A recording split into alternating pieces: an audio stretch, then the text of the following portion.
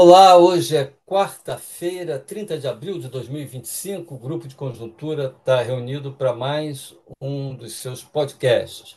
E o nosso tema de hoje é o nível de atividade da economia brasileira e, em particular, o aquecimento do mercado de trabalho. Porque hoje foram divulgados os dados da PNAD de março, e esses dados se referem ao trimestre, janeiro-março, né?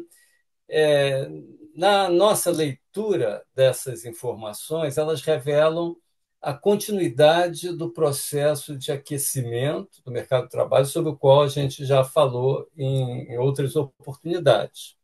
Então, vamos lá. Começando pela taxa de desemprego, é claro que a notícia que vai para as primeiras páginas do jornal é que ela se elevou para 7%, saindo de 6,2% no último trimestre de 2024. Mas esse dado é um dado enganador, já que o primeiro trimestre do ano sempre tem uma taxa de desemprego mais alta, porque as vagas temporárias criadas próximas ao Natal, elas desaparecem nesse período, né? Então, quando a gente faz um procedimento estatístico de ajuste sazonal, que leva em conta exatamente essas diferenças do comportamento da variável em diferentes momentos do ano, quando a gente faz esse ajuste sazonal, o quadro se inverte. A taxa de desemprego com ajuste sazonal caiu de 6,6% no último trimestre do ano passado para 6,4% no primeiro trimestre desse ano. Aliás, essa taxa com ajuste é a mais baixa de toda a série histórica, para qualquer período, em toda a série histórica, desde o início de 2012. Né? Bom, esse baixo nível de desemprego, pelos padrões históricos brasileiros, ele, nós devemos pensar, né? Bom, mas então devia estar exercendo uma pressão sobre os salários reais, pressão para cima sobre os salários reais. E, de fato, está acontecendo isso. Nos últimos 12 meses, por exemplo, o rendimento real do trabalho teve uma elevação de 4% real. Tanto se a gente mede pelo critério habitual, né, de rendimento habitual, quanto pelo critério de rendimento efetivo. É, essa elevação é bastante forte, principalmente quando a gente compara ao aumento da produtividade. A produtividade do trabalho na economia brasileira, bom, ela varia dependendo do período que você pegue, mas, em geral, tem crescido em torno de 0,5%. Então, uma alta de 4% do salário real significa uma alta de 3,5 pontos percentuais acima da produtividade para um ano, que é muito. Né? Uma outra variável relevante aí divulgada foi o crescimento da ocupação ou do nível de emprego, se vocês quiserem, né? E considerando aqui novamente os últimos 12 meses, a taxa de crescimento do emprego foi de 2,3%, que é muito elevado, conforme a gente vai discutir já já. E mais, se a gente pega o crescimento do emprego, da ocupação na indústria, no comércio, em boa parte dos serviços, ela foi muito acima dessa taxa de 2,3%. Apenas para a agricultura e para os serviços domésticos, ambos com pouca relação com o ciclo econômico, só nesses setores houve taxas negativas de crescimento nos últimos 12 meses. E, por fim, se a gente combina o crescimento do salário real com o crescimento do nível de emprego, a gente chega a uma expansão da massa salarial, né, de 6,6% nos últimos 12 meses. Né? Continua sendo uma expansão muito forte, ela já vem sendo assim há bastante tempo, é, e muito superior ao crescimento do PIB. Então, o salário, a massa de salários, a massa de rendimento do trabalho vem crescendo a um ritmo bem superior ao PIB, e isso tende a realimentar a expansão da economia, né? via efeito desse crescimento da massa de salários sobre o consumo das famílias.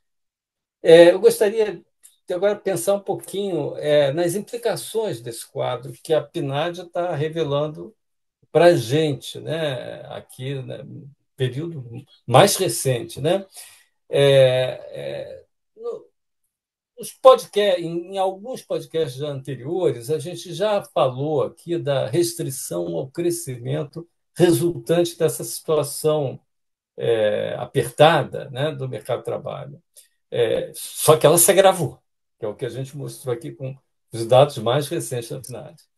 Resumindo o argumento, a oferta de trabalho tem crescido muito lentamente, devido à transição demográfica brasileira. A população em idade de trabalhar, se a gente tem vários conceitos de população em idade de trabalhar, né? Mas eu gosto mais do conceito do contingente entre 14 e 64 anos, né? É, Esse contingente está crescendo anualmente, pelas novas projeções da população do IBGE, 0,3% ao ano. Então, vamos lá.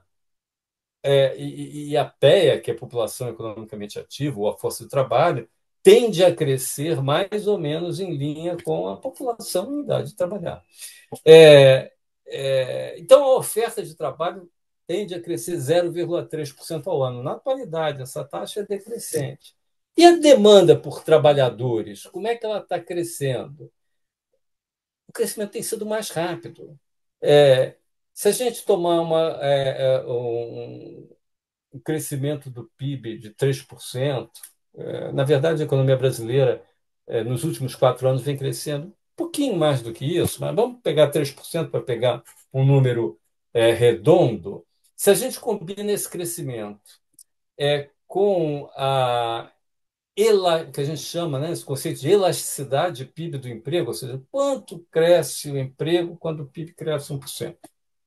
É, Essa elasticidade PIB do emprego depende da produtividade do trabalho, que é muito baixa, como a gente viu. Então, como a produtividade do trabalho é muito baixa, o crescimento do emprego, quando o PIB cresce, é muito alto, é o contrário. Então, essa elasticidade PIB do emprego é 0,7. Isso quer dizer o seguinte: o PIB cresce 1%, o emprego cresce 0,7%.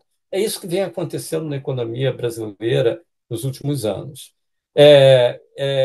Então, se o PIB cresce 3%, 0,7% de 3%, ou 70% de 3%, é 2,1%.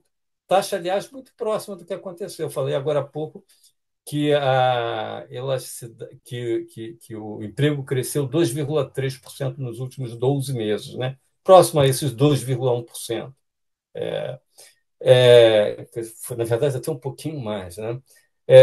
Então, resumindo, a oferta de trabalho, a oferta de trabalhadores, cresce 0,3.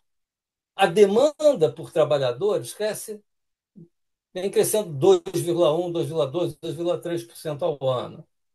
É uma disparidade muito grande. Como é que isso tem sido possível? O que tem tornado possível conciliar essas diferenças?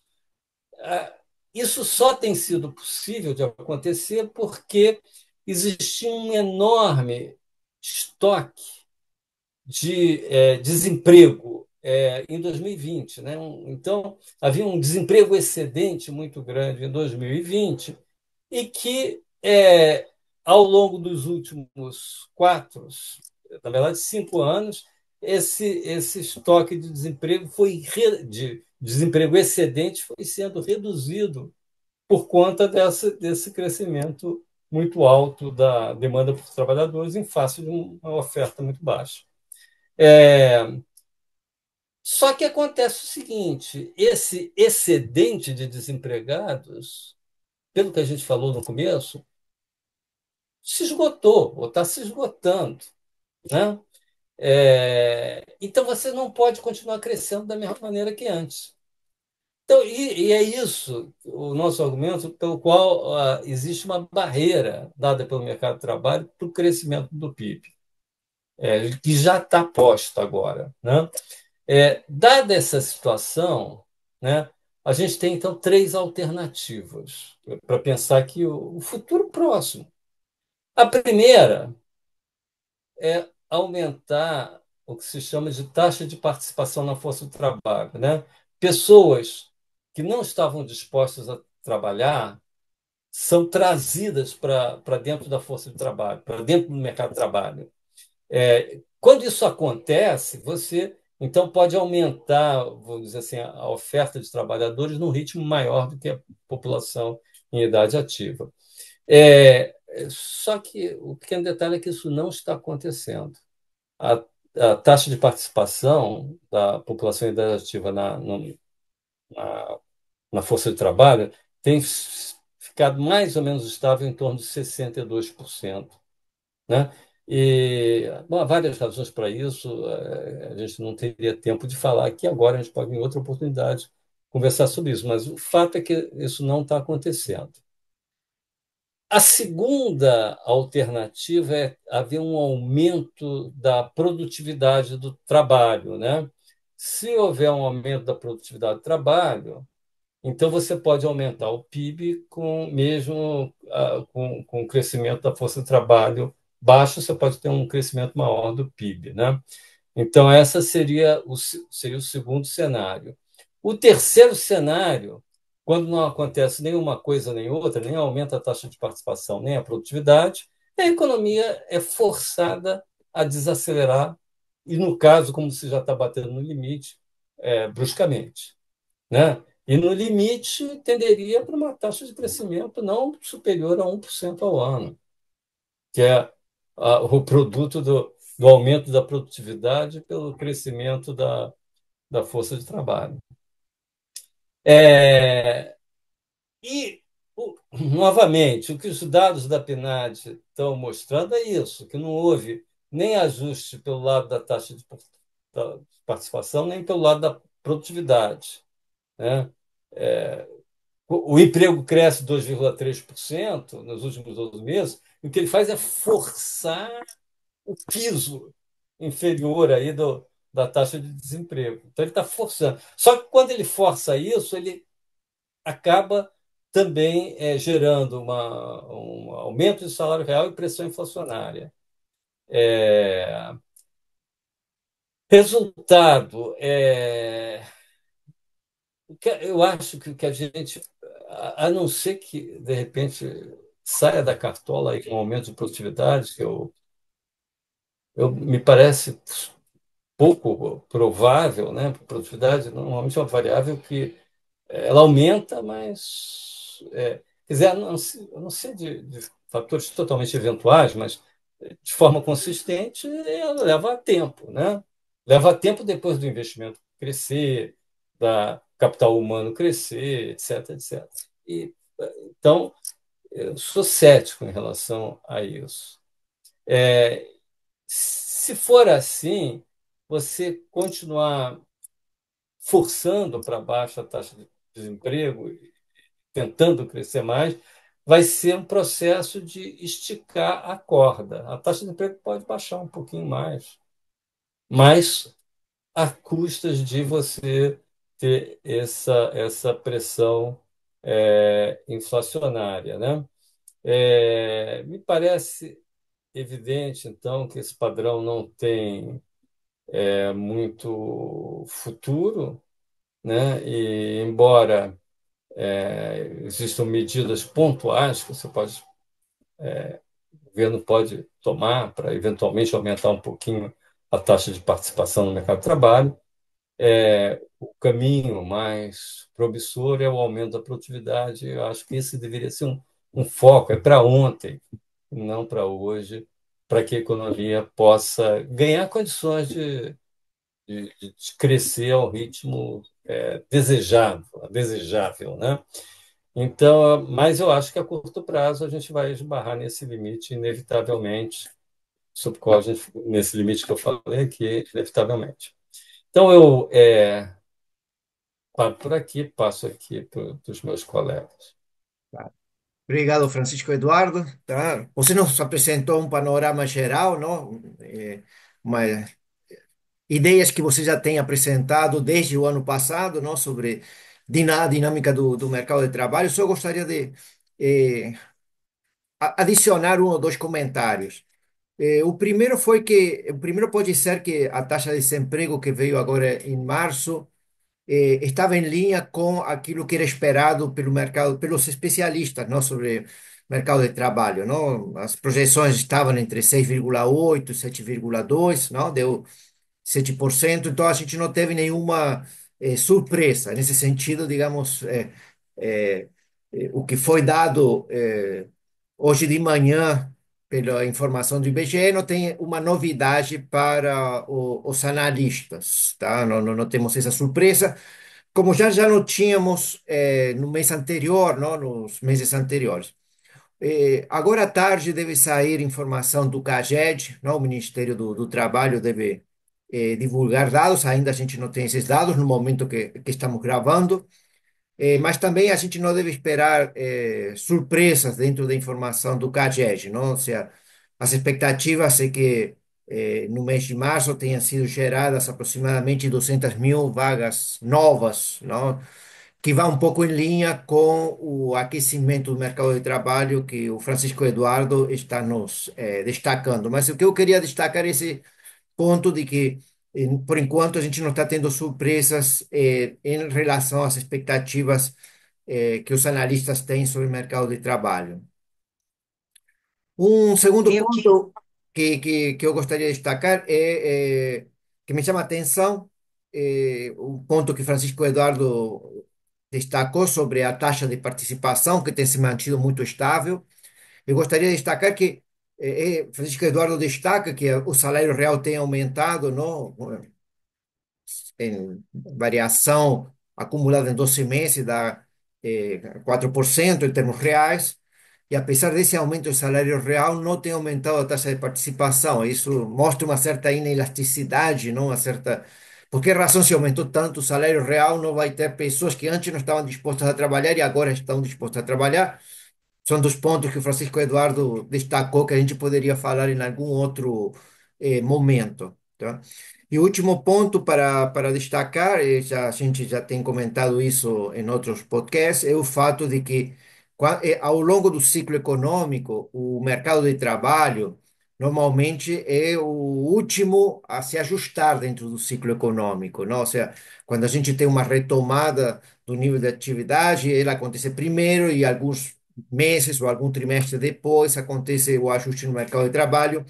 A mesma coisa acontece nas reversões, não? Ou seja, primeiro o nível de atividade, as vendas, confiança dos agentes econômicos caem e depois, alguns meses ou alguns trimestres depois, a gente começa a ver o deterioro do mercado de trabalho.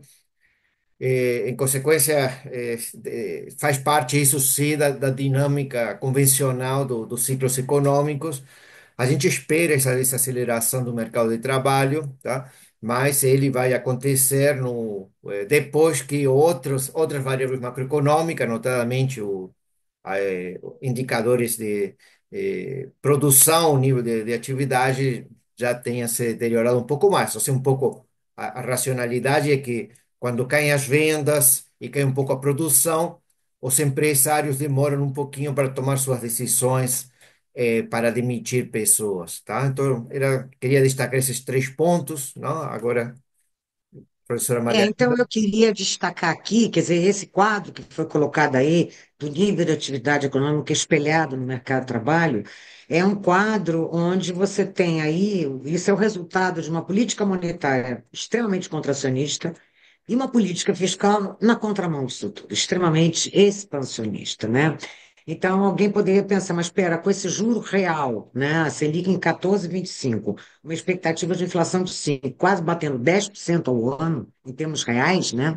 Como é que a economia ainda mantém esse nível de aquecimento? Como é que ela está se mostrando tão resistente? Eu diria que os programas que o governo já implementou, né, e as políticas que o governo já implementou, em parte, já respondem por essa resiliência, vamos dizer assim, no mercado de trabalho. Então, eu queria destacar aqui o programa Minha Casa Minha Vida. Houve uma ampliação da faixa de renda que será beneficiada pelo programa, Isso ainda não aconteceu, porque essa decisão aconteceu em março. E a gente está falando de dados que se referem ao período que termina em março. Então, essa ampliação ainda vai, né, dar mais incentivos a esse quadro do mercado de trabalho extremamente forçado, extremamente, né, batendo já no teto do possível. Vai piorar isso. Programa Pé de Meia, que está aí desde o início do ano também, o saque aniversário, a permissão de sacar, aqueles que sacaram, optaram pelo saque aniversário, em março, em fevereiro, foi permitido, que não era permitido, que essas pessoas sacassem o seu fundo de garantia, caso tivessem sido demitidas entre fevereiro de 2020 e fevereiro de 2025. Isso calculou-se um impacto de 12 bilhões de reais na economia. Então, provavelmente, esse fator explica fortemente também esse nível de aquecimento. O aumento do salário mínimo, em termos reais, de 2,5%, impactando aí em grande parte dos gastos governamentais, né? Estima-se aí que os gastos públicos primários do governo central têm uma indexação ao salário mínimo que passa de 30%. Então, isso é um impacto muito grande, né? E agora, mais recentemente, com a criação, vamos dizer assim, de novas regras para o consignado privado, isso também vai acelerar muito, né, o ritmo de consumo, vai dar fôlego. Mas isso tudo só piora o quadro da inflação, só dá mais trabalho ao Banco Central, isso obriga uma taxa de juros mais elevada para controlar um processo inflacionário.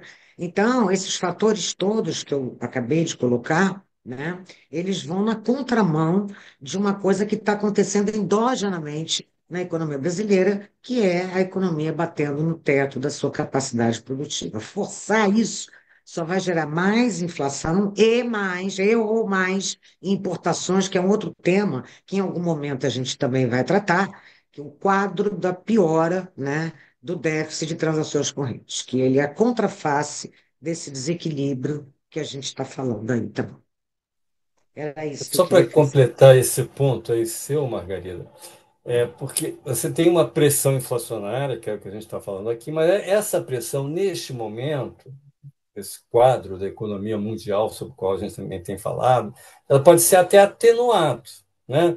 Na medida em que caem preços de commodities, o preço do petróleo caiu e por aí vai, né? E até o dólar também vai ajudar nisso.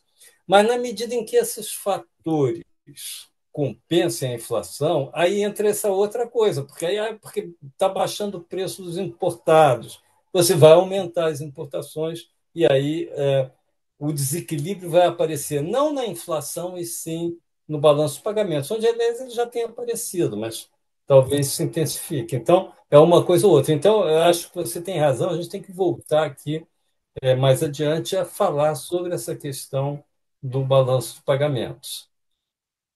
Bom, O fato é que é um quadro que não é para ser comemorado, porque ele não é sustentável. Esse é que é o ponto, a questão, né? porque é óbvio que tem um lado, digamos assim, positivo. Ah, está melhorando o salário real. Isso é óbvio que é bom. Está aumentando o emprego. Óbvio que é bom. Mas tem essa questão da sustentabilidade. Você não pode fazer uma coisa que não pode continuar, porque ela não continuará. Bom, ficamos por aqui e até a próxima semana com mais um podcast do Grupo de Conjuntura. Até lá.